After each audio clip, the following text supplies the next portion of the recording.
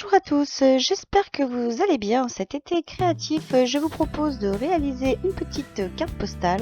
Comme vous pouvez le voir, là c'est le modèle que vous pouvez retrouver sur Etsy. Désolée, je n'ai pas le lien. C'était la carte postale qu'on nous avait proposé de customiser lors de la journée Edding, vous avez pu voir dans le vlog. Et donc voilà, je vous propose de réaliser une petite carte postale avec toujours les feutres de chez Edding.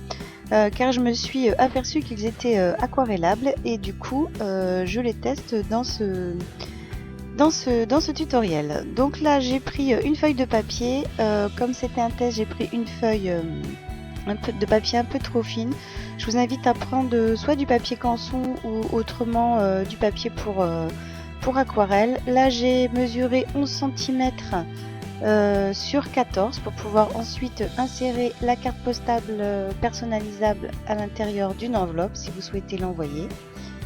Je prends un ciseau et je viens tout simplement arrondir les bords.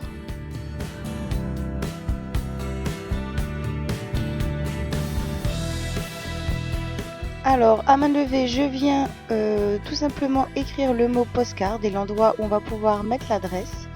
Et je viens ensuite prendre les feutres Zentangle qui permettent de faire du doodle, qui permettent de faire plein de choses en fait. Vous pouvez faire aussi du hand lettering avec. Et je viens comme ceci repasser sur le mot postcard que je viens d'écrire. Et en même temps je fais des petites ombres aux écritures pour pouvoir donner un peu de profondeur à mes lettres. Donc là j'ai pris un petit bout de feuille de papier de fleuriste, mais vous pouvez aussi utiliser une pochette plastique. Je viens utiliser aussi un pinceau à réservoir que j'avais, mais vous pouvez très bien aussi utiliser un pinceau avec de l'eau. Et je viens déposer comme ceci, aléatoirement, du feutre. Je ne suis pas une pro de l'aquarelle, donc là c'était vraiment pour tester, pour vous montrer qu'on peut faire des petites choses assez sympathiques, même sans savoir réellement utiliser les feutres aquarellables.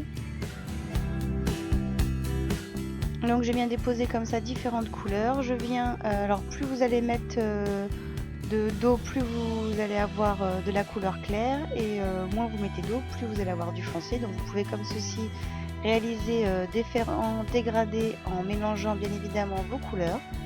Donc je viens faire ça sur le dos de la carte postale.